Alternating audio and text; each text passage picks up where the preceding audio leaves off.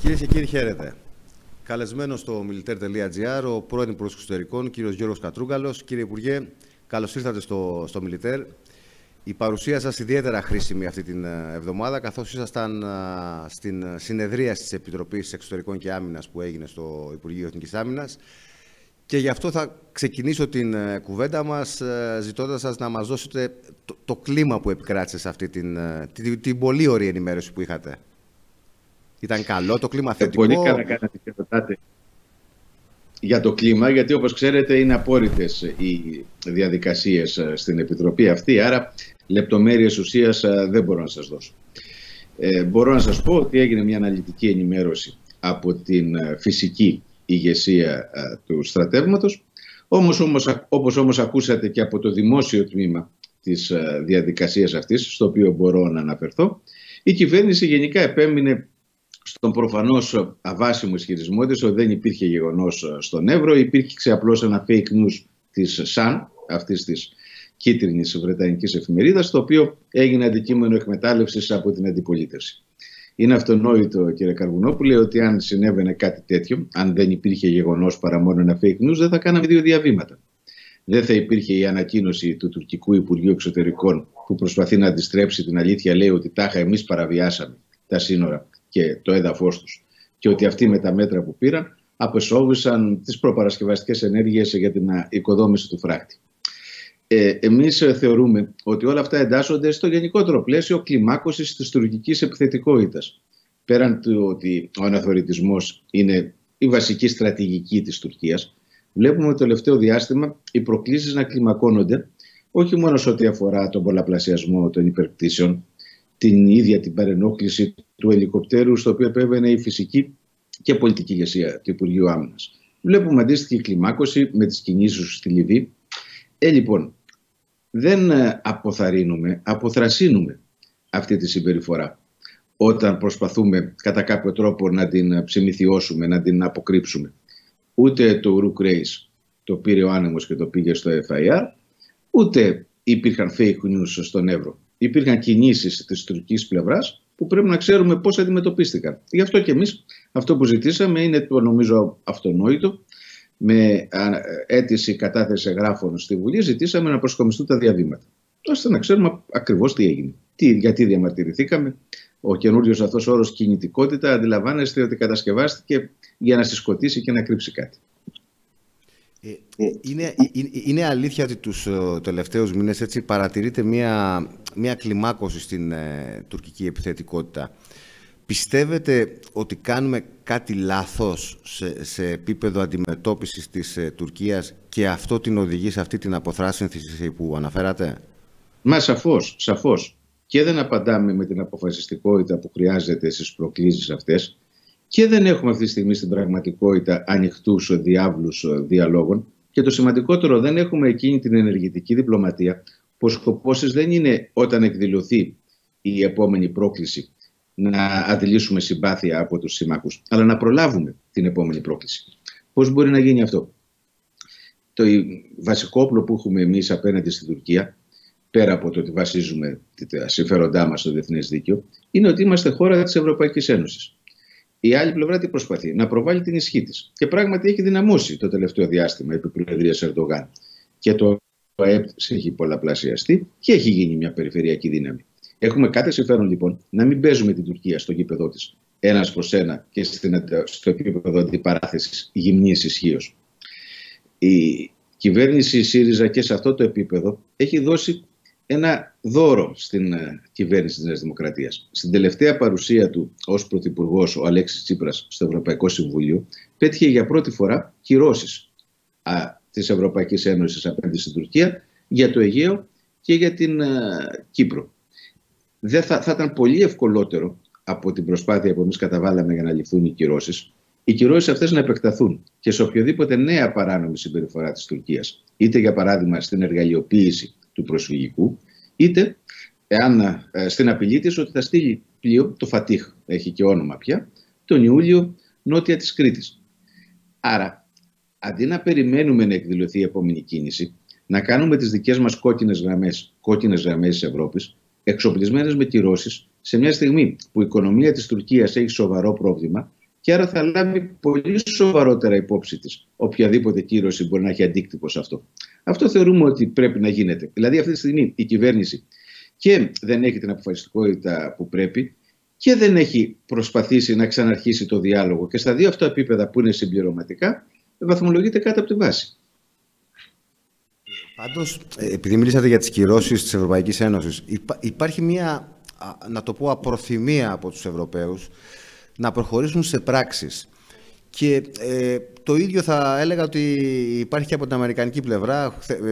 Είχαμε την ανακοίνωση του State Department, η οποία διαβάστηκε με έναν τρόπο λανθασμένο κατά τη γνώμη μου από τα περισσότερα μέσα μαζικής ενημέρωσης εδώ στην Ελλάδα. Δηλαδή, εγώ δεν είδα κάποια σαφή υποστήριξη των ελληνικών συμφερόντων, μάλλον μια έτσι συμβουλή να μην μαλώνουμε Ελλάδα και Τουρκία ήταν περισσότερο παρά καταδίκη της Τουρκίας. Απολύτως έτσι είναι. Η δήλωση του κ. Πάλμερ, την έχω μπροστά μου, λέει ότι ενθάρρυνα την Τουρκία να εργαστεί για να μειώσει τις εντάσεις.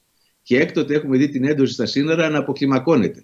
Δηλαδή και η φρασιολογία που χρησιμοποιεί περί ενθάρρυνσης δεν είναι καμιά φοβερή καταδίκη, και διαπιστώνει και ότι αποκλιμακώνεται η ένταση, που νομίζω ότι είναι και λάθος διαπίστωση. Εδώ έχουμε την απειλή ότι θα ξαναρχίσουν να εργαλειοποιούν το προσφυγικό. Προσέξτε όμως, και αυτό είναι αποτέλεσμα του τι είδους διπλωματία έχουμε. Πάρτε τον Ιστιμέτ.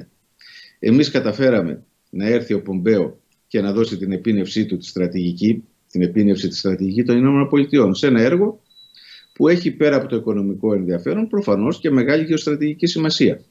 Πήγε ο Πρωθυπουργός, ο κ. Μητσοτάκης, στην Ουάσιγκτον και δεν πήρε μια αντίστοιχη φράση μικρή από τον πρόεδρο Τραμπ, μόλον ότι έδωσε πολλά πράγματα, ας πούμε, σε σχέση με την Κίνα ή το Ιράν, που δεν θα έπρεπε να τα δώσει με τον τρόπο που το έδωσε. Στο Ιράν ειδικά, γιατί το να συμφωνούμε με την εκτέλεση ενός αξιωματικού μιας χώρας βρίσκεται σε αντίθεση με το διεθνές δίκαιο και είναι κάτι που προφανώς οτιδήποτε είναι αντίθετο στο διεθνές δίκαιο ποτέ η Ελλάδα δεν το υποστηρίζει. Με την Κίνα, γιατί δεν έχουμε κανένα λόγο για να ενισχύσουμε τις σχέσεις με την μία μεγάλη δύναμη, να αποδυναμώνουμε τις σχέσεις μας με την άλλη. Εμείς προσπαθήσαμε και τις σχέσεις και με τις δύο αυτές χώρες, σε διαφορετικό βέβαια επίπεδο, στη βάση της ευθυγράμμισης συμφερόντων, να τις αναβαθμίσουμε στο ύψιστο δυνατό βαθμό. Άρα, έχετε δίκιο να λέτε ότι ειδικά σε σχέση με τις κυρώσεις, πολλές χώρες της Ευρωπαϊκής Ένωσης είναι διστακτικές, η Γερμανία ίσως πάνω από όλες.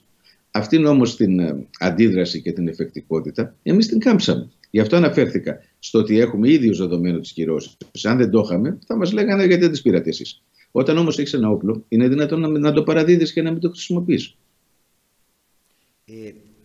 Και εσείς ως κυβέρνηση και η Νέα Δημοκρατία τώρα αναφέρετε πολύ συχνά στις συμμαχίες που έχουν χτιστεί στην περιοχή, Ελλάδα, Ισραήλ, Αίγυπτο. Ωστόσο, έχουμε κάποια ανησυχητικά σημάδια τις τελευταίες ημέρες, ειδικά σε ό,τι αφορά το Ισραήλ. Είχαμε αυτό το άρθρο του Ισραηλινού επιτετραμένου, ο οποίος έκανε λόγο για ανάγκη αναθέρμανσης των σχέσεων Ισραήλ-Τουρκίας, και είχαμε προχθές και την προσγείωση ενός Ισραηλινού αεροσκάφους κάργο, το οποίο παρέλαβε τουρκική ανθρωπιστική βοήθεια για την Αμερική.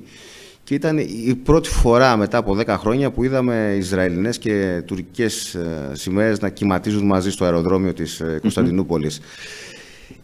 Σας ανησυχεί ότι ακόμα και αυτοί οι άξονες που έχτισε η Ελλάδα έχουν τεθεί υπό αμφισβήτηση ή μπορεί να τεθούν υπό αμφισβήτηση αν αργήσουμε να προλάβουμε, όπως είπατε, τις επόμενες κινήσεις της Τουρκίας? Είναι νομίζω προφανές ότι αν συγκρίνει την κατάσταση κανείς σήμερα σε σχέση με το τι ήταν μέχρι πριν από ένα χρόνο, δεν μιλάμε για πολύ μεγαλύτερο διάστημα, η απομόνωση στην οποία είχε περιέλθει τότε η Τουρκία λόγω των δικών της ενεργειών και επιλογών, σε πολύ μεγάλο βαθμό σήμερα δεν υπάρχει. Σήμερα η Τουρκία μιλάει στο τραπέζι σαν ίσως προς ίσο, όχι μόνο με τη Ρωσία, αλλά και με τις μεγάλες ευρωπαϊκές δυνάμεις, πολλές φορές ένα διάλογο από τον οποίο η Ελλάδα είναι απούσα. Δεν αναφέρομαι μόνο στη Λιβύη, αναφέρομαι και κατεξοχήν στον ευρωτουρκικό διάλογο για το μεταναστευτικό προσφυγικό, που μας αφορά άμεσα και από τον οποίο αποκλειστήκαμε. Τα σχετικά με το Ισραήλ τα παρακολουθούμε. Σε έναν βαθμό είναι λογικό να γίνεται μια προσπάθεια αποκατάστασης των σχέσεων. Αυτή τη στιγμή δεν υπάρχει Τούρκος πρέσβης και Ισραηλινός πρέσβης, αλλά μόνο επιτετραμένοι στις αντίστοιχες πρεσβείες. Μετά από την όξυση των σχέσεων των δύο χωρών, είναι λογικό να προσπαθούν να τις αναθερμάνουν. Ορισμένα από τα νέα που ακούμε έχουμε δει να παρουσιάζονται από Ισραηλινές πηγές ως fake news, άρα με ψυχραιμία να το παρατηρήσουμε. Όμως αυτή η απουσία ενεργητικής διπλωματίας εκ μέρους της κυβέρνησης της Δημοκρατίας έχει ήδη συνέπειες σε πολλά επίπεδα. Να σας πω ένα άλλο χαρακτηριστικό παράδειγμα. Βλέπουμε λίγο πιο κρύα την Ιταλία σε σχέση με τον Ιστιμέτ. Βλέπουμε την Ισπανία, μια παραδοσιακά φιλική δύναμη, όταν επισκέφθηκε ο Υπουργός Εξωτερικών τη χώρα αυτή στο πλαίσιο της περιοδίας του για να δείξει την παρανομία του Τουρκολιβικού Συμφώνου, απέφυγε να κατονομάσει την Τουρκία και με το όνομά της. Δηλαδή, πολύ χλιαρή συμπόρευση με τα συμφέροντα τα δικά μας. Και όλο αυτό το διάστημα η κυβέρνηση δεν έχει επιχειρήσει να συγκαλέσει την διάσκεψη των χωρών του Νότου, τους περίφημους ΜΕΝΤ-7, που ήταν ένα βασικό εργαλείο πολυμερούς διπλωματίας που εμείς είχαμε ξεκινήσει και σε πολύ μεγάλο βαθμό χρησιμοποιήσει με επιτυχία. Είναι λογικό επομένως όταν δεν προχωράς μια προσπάθεια που είχε ήδη ξεκινήσει και που εξασφάλιζε ένα επίπεδο διαλόγου και συνεργασίας μεταξύ των 7 χωρών, που ανάμεσα σε αυτές είναι η δεύτερη, τρίτη και τέταρτη μεγαλύτερες οικονομίες της Ευρωπαϊκής Ένωσης, η Γαλλία, η Ιταλία και η Ισπανία. Αυτό έχει συνέπειες. Και τις συνέπειες αυτές τις βλέπουμε και στον τομέα που συζητάμε, των Έλληνο-τουρκικών σχέσεων, το βλέπουμε και σε άλλα επίπεδα, ας πούμε στο συντονισμό, πώς συντονιζόμαστε στο εσωτερικό της Ευρωπαϊκής Ένωσης και σε άλλα θέματα οικονομικά που μας ενδιαφέρουν. Βλέπουμε λοιπόν να είναι κατά κάποιο τρόπο στον αυτόματο πιλότο η διπλωματία και κυρίως να περιμένει, και όχι με τον αποφασιστικότερο τρόπο, την επόμενη εκδήλωση της τουρκικής επιθετικότητας για να αντιδράσει. Δεν είναι ο τρόπος που πρέπει να γίνεται η διπλωματία. Αυτό ήθελα να σας ρωτήσω. Πιστεύετε ότι πρέπει στο θέμα ελληνοτουρκικά να βγούμε μπροστά με μια δική μας ατζέντα? Γιατί δίνουμε αυτή την εικόνα ότι μας κάνει κάτι η Τουρκία και τρέχουμε από πίσω να το προλάβουμε. Τελευταίο παράδειγμα, τα γεγονότα στον Εύρο. Πρέπει να θέσει η Ελλάδα μια δική της ατζέντα σε σχέση με τα ελληνοτουρκικά? Πρέπει να επιδιώξουμε να κινήσει ξανά ο διάλογος. Αυτό φυσικά οι προϋποθέσεις. Δεν μπορείς να προχωράς σε διάλογο όταν ο άλλος προκαλεί με επιθετικές κινήσεις που αμφισβητούν την κυριαρχία σου. Αυτή ήταν η προσπάθεια που έχουμε επιχειρήσει εμείς να κάνουμε. Δηλαδή, να είμαστε αποφασιστικοί απέναντι σε κάθε πρόκληση και όχι μόνο στα λόγια. Όταν επιχειρήθηκε η παραβίαση της υφαλοκρηπίδας μας στο Καστελόριζο, ήταν εκεί η φρεγάτα Νικηφόρος για να στείλει το σαφές μήνυμα και να αποκρούσει την προσπάθεια αυτή. Και εγώ στα Ευρωπαϊκά Συμβούλια των Υπουργών Εξωτερικών είχα ξεκαθαρίσει ότι δεν θα πρέπει να διανοηθεί η Τουρκία οποιαδήποτε επανάληψη παρόμοιας κίνησης και αυτό το μήνυμα να σταλεί και από τους Ευρωπαίους εταίρους μας. Είχα πει χαρακτηριστικά, και μπορώ να το πω και σε εσάς γιατί το έχω ξαναπεί δημόσια, είχα πει ότι είτε παραβιάζει την υφαλοκρηπίδα της Κύπρου είτε την υφαλοκρηπίδα της Ελλάδας η Τουρκία, από πλευράς διεθνούς δικαίου είναι το ίδιο. Υπάρχει όμως μια βασική διαφορά, ότι εμείς έχουμε πολεμικό ναυτικό, εμείς έχουμε πολεμική αεροπορία και είναι ακριβώς για να αποκρούει προκλήσεις στη δική μας κυριαρχία. Πρέπει να στέλνετε ένα παρόμοιο μήνυμα, ούτε να το διανοηθείτε σε επίπεδο ας πούμε αποτρεπτικής διαχείρισης. Και από εκεί μετά χρειάζεται η διπλωματία για να φέρει ξανά το διάλογο στο επίκεντρο της επίλυσης διαφοράς. Γιατί χωρίς διάλογο δεν μπορούμε να λύσουμε τα προβλήματά μας με την Τουρκία. Γι' αυτό το λόγο, για παράδειγμα, η διαχείριση της αναβολής της άσκησης καταιγίδας ήταν πολλαπλά προβληματική. Γιατί είδαμε τον Υπουργό και να λέει ότι την κάναμε για τον κορονοϊό, ενώ οι δικές μας ενόπλες δυνάμεις δεν έχουν θέμα. Σε αντίθεση με την Τουρκία που έχει σοβαρό το θέμα, γι' αυτό ανέβαλε και την επιχείρηση, την δική της άσκηση για τη γαλάζια πατρίδα. Και να λέει μετά ότι μου το ζήτησε και ο Ακάρ και για αυτό το λόγο το έκανα. Το κυριότερο όμως, να υπονοεί τουλάχιστον και για αυτό το λόγο το έκανε. Το κυριότερο όμως είναι ότι στην ίδια αυτή τη συνέντευξη λέει ότι τα μέτρα οικοδόμησης εμπιστοσύνης δεν ήταν και κανένα σοβαρό πράγμα. Ενώ τα μέτρα οικοδόμησης εμπιστοσύνης, χωρίς να είναι αυτός ο σκοπός, χρησιμοποιούνται ακριβώς για να αποκλιμακώνουν τη ένταση και να επιτρέπουν το διάλογο. Αυτή την αντιφατικότητα τη βλέπουμε σε πολλές από τις συμπεριφορές της διπλωματίας και της επαφής Υπουργείου Εθνικής Άμυνας και Υπουργείου Εξωτερικών. Και εκεί το μεγάλο θεσμικό έλλειμμα είναι ότι αντίθετα με τη συμφωνία που είχε προκύψει και με τη Νέα Δημοκρατία επί δικής μας κυβέρνησης να γίνει ένα Συμβούλιο Εθνικής Ασφαλείας, Συμβούλιο Εθνικής Ασφαλείας δεν έχουμε. Έγινε το πολλαπλώς παράδοξο να οριστεί σύμβουλος Εθνικής Ασφαλείας χωρίς να υπάρχει Συμβούλιο Εθνικής Ασφαλείας και χωρίς να έχει αρμοδιότητες. Ο νυν σύμβουλος Εθνικής Ασφαλείας στην πραγματικότητα είναι ο διπλωματικός ακόλουθος του Μαξίμου, ο σύνδεσμός του με το Υπουργείο Άμυνας. Δεν είναι αυτός ο ρόλος όμως το Συμβούλιο Εθνικής Ασφάλειας. Έκανε μία δήλωση, κύριε Κατρούγκαλε, η κυρία Μπακογιάννη προχθές, με την οποία προτείνει να κάνουμε μια συνολική συμφωνία με την Τουρκία. Είπε συγκεκριμένα ότι χρειαζόμαστε μια συνολική συμφωνία με την Τουρκία. Συμφωνείτε εσείς με αυτή την άποψη? Ο διάλογος με την Τουρκία πρέπει να είναι σε όλα τα επίπεδα. Και ακριβώς αυτό είχαμε προγραμματίσει. Γι' αυτό είχαμε και την προοπτική του Ανώτατου Συμβουλίου Συνεργασίας, που βάζει επιτάπητος και τα θέματα της οικονομίας και τα θέματα της ασφάλειας. Από εκεί και μετά υπάρχει και το άλλο ζήτημα που είναι συμπληρωματικό με αυτό, τη σχέση της Τουρκίας με την Ευρωπαϊκή Ένωση. Εγώ δεν συμφωνώ απολύτως με αυτές τις κρίσεις που λένε ότι η Τουρκία έχει εγκαταλείψει πλήρως τις ευρωπαϊκές προοπτικές της. Και αυτό όχι μόνο για εκείνο το μισό κομμάτι της Τουρκίας που δεν είναι με τον Ερντογάν, αλλά ακόμα και στο εσωτερικό του κυβερνητικού κόμματος. Είδαμε για παράδειγμα τον Τσαβούσογλου την μέρα της Ευρώπης να επαναδιατυπώνει τις ευρωπαϊκές φιλοδοξίες της Τουρκίας. Είναι πολύ πιθανό, έτσι όπως έχει κατάσταση βέβαια, αυτά να μιλάμε για ένα ορίζοντα πολλών ετών και μπορεί ενδεχομένως να μην φτάσει στο σημείο της πλήρους ένταξης ποτέ η Τουρκία. Όμως έχουμε άλλα θέματα που την ενδιαφέρουν άμεσα, όπως για παράδειγμα η Τελωνειακή Ένωση, που θα μπορούσαν να χρησιμοποιηθούν από την πλευρά μας. Άρα, για να επανέλθω στο ερώτημά σας, πράγματι η ατζέντα με την Τουρκία πρέπει να έχει όλα τα θέματα, πράγματι πρέπει να υπάρχει και θετική ατζέντα, να μην μιλάμε μόνο για αμφισβητήσεις κυριαρχίας που θα πρέπει να τις αποκρούμε κάθετα και αποφασιστικά, αλλά να δούμε πώς μπορούμε να συνεργαστούμε στα ζητήματα της οικονομίας, στα θέματα του τουρισμού. Υπάρχουν πολλοί παράγοντες που μπορούν να αποτελέσουν κοινό παράγοντα συνεργασίας για την παράθεση με τις δύο χώρες. Με προϋπόθεση φυσικά να εγκαταλειφθεί η προκλητική επιθετική συμπεριφορά των τελευταίων μηνών. Πάντως, κύριε Κατρούγκαλε, υπάρχει ένα ερώτημα που θέτουν πολλοί, ο απλός πολίτης θα έλεγα. Βλέπουμε ότι η Τουρκία κάνει ό,τι μπορεί για να στρατικοποιήσει αυτή την ένταση που υπάρχει στις ελληνοτουρκικές σχέσεις. Αντιθέτως, η Αθήνα επιμένει στο ότι μπορεί με διπλωματικά μέσα μόνο να φέρει την Τουρκία σε μια πολιτισμένη, ας το πούμε, συζήτηση. Μπορούν αυτές οι δύο πολιτικές να βρεθούν κάπου στη μέση, δηλαδή η απόλυτη διπλωματία από τη μία και η στρατικοποίηση που έχει επιβάλει επί της ουσίας η Τουρκία στην περιοχή, χρησιμοποιείται, κάνει προβολή ισχύως επί της ουσίας? Μισό λεπτάκι όμως νομίζω να ξεκαθαρίσουμε λίγο την έννοια της στρατιωτικοποίησης. Άλλο ζήτημα να στέλνεις ένα μήνυμα στην άλλη πλευρά, αποφασιστικό όπως είπα ότι πρέπει να στέλνετε, ότι έχουμε αποτρεπτική ισχύ. Μην διανοηθείς οτιδήποτε στο Αιγαίο, γιατί πόλεμο στο Αιγαίο δεν κερδίζεται. Αυτό δεν είναι στρατιωτικοποίηση. Αυτό είναι η αυτονόητη χρήση της αποτρεπτικής ισχύως που έχουν οι ένοπλες δυνάμεις μας. Γι' αυτό έχουμε ένοπλες δυνάμεις.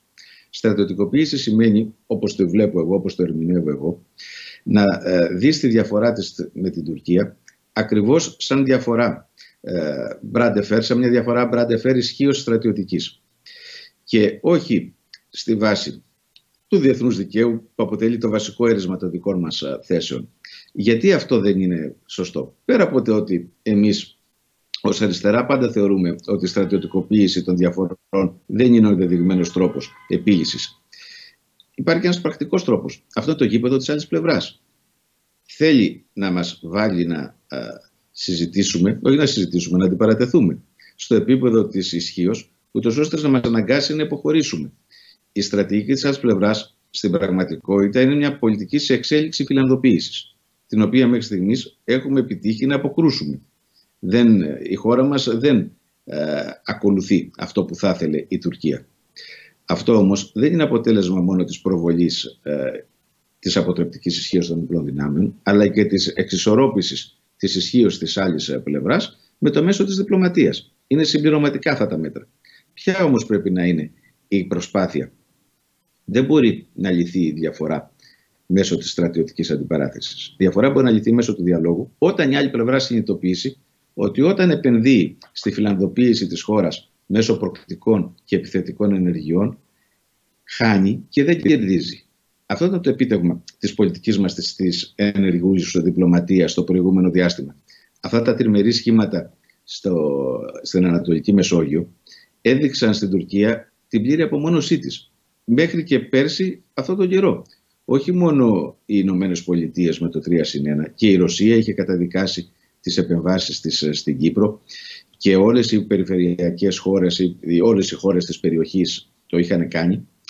Αυτή λοιπόν η απομόνωση ήταν αυτό που σας λέω, ότι η Τουρκία έχανε και δεν κέρδιζε σε διπλωματικό κύρος, σε διπλωματική προσπάθεια. Αυτό είναι σε μια φάση τώρα αποδόμησης, ακριβώς λόγω του κενού της διπλωματίας που ανέφερα προηγουμένως.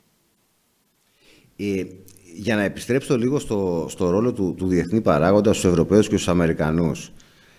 Είδαμε τις τελευταίες ώρες κυκλοφορούν κάποια βίντεο στο Twitter από το επιτελείο του κυρίου Χάφταρ στη Λιβύη, τα οποία δείχνουν ένα πλήθος ανθρώπων στην Τρίπολη, όπου ελέγχεται από το Σάρατς, να διαδηλώνουν κρατώντας σημαίες του ISIS. Πού θέλω να καταλήξω? Μήπως πρέπει να επικεντρώσουμε την προσπάθειά μας στο να πείσουμε τους συμμάχους και τους φίλους μας ότι πάνε να κάνουν το λάθος που είχαν κάνει και με την Αραβική Άνοιξη? Δηλαδή ότι δεν μπορούν να δώσουν τα κλειδιά σε κάποιες δυνάμεις οι οποίες έχουν οποιαδήποτε συνεργασία με τέτοια ακραία στοιχεία στην περιοχή. Το ζήσαμε στην Αίγυπτο, όπου χρειάστηκε να γίνει ένα πραξικόπημα για να μπει ο κύριος Σίσι στο τιμόνι της χώρας. Αλλά βλέπουμε ότι, μάλλον σκεπτόμενοι κοντόφθαλμα οι Δυτικοί, ετοιμάζουν να επαναλάβουν αυτό το λάθος. Δεν έχετε άδικο στον πυρήνα της σκέψης. Στη Λιβύη αυτή τη στιγμή βλέπουμε ένα πόλεμο δια αντιπροσώπων που τον είχαμε δει και στη Συρία, αλλά που έχει πιο γυμνό χαρακτήρα στη Λιβύη. Το πρόβλημα είναι ότι ειδικά οι Ηνωμένες Πολιτείες βλέπουν αυτόν τον proxy war κυρίως σαν μια σύγκρουση ανάμεσα στα στρατηγικά συμφέροντα της Ρωσίας και της Τουρκίας και την εκατέρωθεν υποστήριξη στο Χάφταρ και στο Σάρατς. Και είναι προφανές ότι οι Ηνωμένες Πολιτείες σε οποιοδήποτε παρόμοιο δίλημμα δεν θα συνταχθούν με τη Ρωσία. Γι' αυτό το λόγο βλέπουμε να υπάρχει και μια πρόσφατη ανατροπή από ό,τι φαίνεται και στα δεδομένα στρατιωτικής ισορροπίας στη Λιβύη. Φαίνεται οι δυνάμεις του στρατηγού Χάφταρ να χάνουν έδαφος, να έχει χαθεί η πολύ κρίσιμη αυτή η αεροπορική βάση κοντά στη Λιβύη. Φαίνεται να αποχωρούν αρκετοί από τους Ρώσους που φαίνεται να ήταν παρόντες στο έδαφος. Αυτές οι πληροφορίες τουλάχιστον υπάρχουν. Το βασικό πρόβλημα που έχουμε εμείς με την Λιβύη είναι ότι σε κάποιο διάστημα την υποστήριξη που ανέκαθεν δείχναμε προς την πλευρά Χάφταρ, θεωρήσαμε ότι πρέπει να την αυξήσουμε στον υπερθετικό βαθμό και ότι αυτό θα έλυνε ενδεχομένως το πρόβλημα με το παράνομο τουρκολιβικό σύμφωνο. Όπως κάθε φορά που επενδύουμε μονομερώς κάπου και μάλιστα σε μια διαχείριση που είχε κυρίως στρατιωτικά χαρακτηριστικά, δεν πετυχαίνουμε το στόχο μας. Πάντοτε η διπλωματία, όπως είπα προηγουμένως, πρέπει να εκτεσσελίσσεται σε ένα συνεχές. Να μην είναι μονοθεματική και κάθε φορά που επενδύουμε σε ενδεχόμενο στρατιωτικής λύσης ενός ζητήματος, συνήθως δεν τα καταφέρνουμε. Εμείς θεωρούμε λοιπόν ότι θα πρέπει να ξαναείμαστε παρόντες στο Λιβικό. Να θυμίσω ότι και ο Υπουργός Εξωτερικών του ΣΥΡΙΖΑ, ο Νίκος Κοτζιάς, είχε πάει στη Λιβύη και ο τότε Πρωθυπουργός Αλέξης Τσίπρας είχε πάει στη συνεδρίαση του Παλέρμο που η Ευρωπαϊκή Ένωση συζητούσε για το Λιβικό, ενώ η παρούσα κυβέρνηση δεν κατάφερε να είναι παρούσα στην αντίστοιχη διαδικασία του Βερολίνου, που μολονότι η διαδικασία της Ευρωπαϊκής Ένωσης είχε την Τουρκία μέσα, δεν είχε τη δική μας χώρα. Άρα, επαναλαμβάνω, πρέπει να προσπαθήσουμε να ξανακαθίσουμε στα μεγάλα τραπέζια που συζητούνται τα θέματα. Εδώ θα μου πείτε, δεν ήμασταν στο τραπέζι το ευρωτουρκικό που συζητούσε το προσφυγικό μεταναστευτικό, ενώ ήταν απέναντι στον πρόεδρο Ερντογάν οι πρωθυπουργοί των σημαντικών χωρών της Ευρώπης. Ακριβώς αυτό αναδεικνύει ότι δυστυχώς προκύπτει ένα μεγάλο κενό της διπλωματικής μας εκπροσώπησης στο τελευταίο διάστημα. Θέλω να σας ρωτήσω για την Αίγυπτο.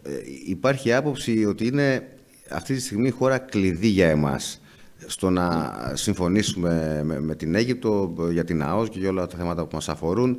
Είναι γνωστό επίσης, έχει γραφτεί κατά καιρούς σε διεθνή μέσα, ότι και η Αίγυπτος δέχεται πιέσεις από τους Αμερικανούς στο να αλλάξει τη στάση της έναντι της Τουρκίας. Εσείς είχατε προχωρήσει κάποιες συζητήσεις με την Αίγυπτο και πόσο δύσκολο είναι να φτάσουμε σε μια συμφωνία? Είχαμε προχωρήσει αρκετά τις συζητήσεις για τον καθορισμό της ΑΟΣ. Να έχουμε όμως υπόψη ένα αντικειμενικό δεδομένο που ισχύει για όλες τις χώρες της Αφρικανικής Ηπείρου. Είναι ηπειρωτικές χώρες και επομένως έχουν, ενώ απέναντι οι αντίστοιχες ευρωπαϊκές έχουν για την οροθέτηση των ΑΟΣ τους κυρίως νησιά. Δεν είμαστε μόνο εμείς με την Κρήτη και τα μικρότερα νησιά, και οι Γάλλοι με την Κορσική και οι Ιταλοί με τη Σικελία και με τη Σαρδινία. Επομένως, διαχειρίζονται τα θέματα αυτά των αποκλειστικών οικονομικών ζωνών όπως θα διαχειρίζονται αντίστοιχες χώρες με πολλά χιλιόμετρα ηπειρωτικών ακτών απέναντι σε νησιωτικές. Αυτό δημιουργεί ζητήματα στην διαχείριση, γιατί είναι άλλα τα συμφέροντα της μιας χώρας, άλλα της άλλης. Ήμασταν αρκετά κοντά, αλλά όχι τόσο ώστε να μπορέσουμε να φτάσουμε σε συμφωνία. Ξέρω, έχει μιλήσει δημόσια και με έχει ενημερώσει και όπως πρέπει να γίνεται θεσμικά ο Υπουργός Εξωτερικών, ότι γίνεται μια προσπάθεια συνέχισης της αντίστοιχης προσπάθειας που είχαμε κάνει. Δεν είναι όμως κάτι εύκολο και αυτό πρέπει να το έχουμε υπόψη μας. Πρέπει να συνεχιστεί η προσπάθεια αυτή. Εμείς είχαμε και εδώ ένα συνολικό σχέδιο. Δηλαδή, ο σχεδιασμός μας είχε ως εξής. Αρχικά επέκταση από τα 6 στα 12 μίλια της αιγελίτιδας ζώνης μας στο Αιγαίο. Το σχετικό νομοσχέδιο ήταν έτοιμο. Το είχα παρουσιάσει στο Εθνικό Συμβούλιο Εξωτερικής Πολιτικής και θα κατετίθεται το Μάιο. Δεν μπόρεσε να ολοκληρωθεί αυτή η διαδικασία λόγω των έκτακτων εκλογών. Ο σχεδιασμός από τον Νίκο Κοτζιά ήταν για την έκδοση προεδρικού διατάγματος. Εκεί ήταν η μόνη διαφορά που είχαμε στην αντιμετώπιση. Επειδή το Σύνταγμα λέει ρητά ότι οποιαδήποτε αλλαγή στα όρια της επικράτειας γίνεται με νόμο με ειδική πλειοψηφία, και επειδή η επέκταση των χωρικών υδάτων δεν είναι απλώς διαχείριση κυριαρχικών δικαιωμάτων όπως είναι ΑΟΣ, είναι θέμα κυριαρχίας. Η αιγαιαλίτιδα ζώνη είναι αντίστοιχα με το έδαφος. Έχει σημαία. Ασκείται πλήρης κυριαρχία. Θεωρούσαν αμφισβήτητο, και αυτή είναι η γνώμη νομίζω και όλων των συνταγματολόγων, ότι έπρεπε να γίνει με νόμο για να συζητηθεί κιόλας και στη Βουλή το μέγα αυτό ζήτημα. Αυτό λοιπόν ήταν το πρώτο βήμα. Το δεύτερο βήμα ήταν η ολοκλήρωση της διαδικασίας οροθέτησης ΑΟΣ με την Ιταλία και με την Αλβανία, που εκεί ήμασταν πολύ κοντά. Με την Ιταλία πολύ ευκολότερο, γιατί έχουμε ήδη οροθετημένη υφαλοκρηπίδα. Ορισμένα ζητήματα σε σχέση με τα δικαιώματα αλληλείας έμεναν να ξεκαθαριστούν. Με την Αλβανία ήμασταν πολύ κοντά σε μια συμφωνία πακέτο που θα ολοκληρωνόταν αν δεν είχαμε την εκτέλεση Κατσίφα που ανέτρεψε πλήρως το κλίμα.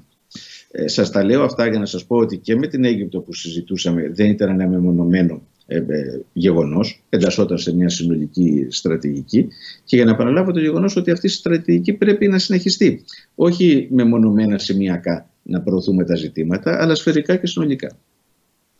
Μια και αναφερθήκατε στην Αλβανία και επειδή το ενδιαφέρον όλο μας έχει στραφεί προς το Αιγαίο και τη Μεσόγειο, τη θέση μας στα Βαλκάνια, πώς τη βλέπετε?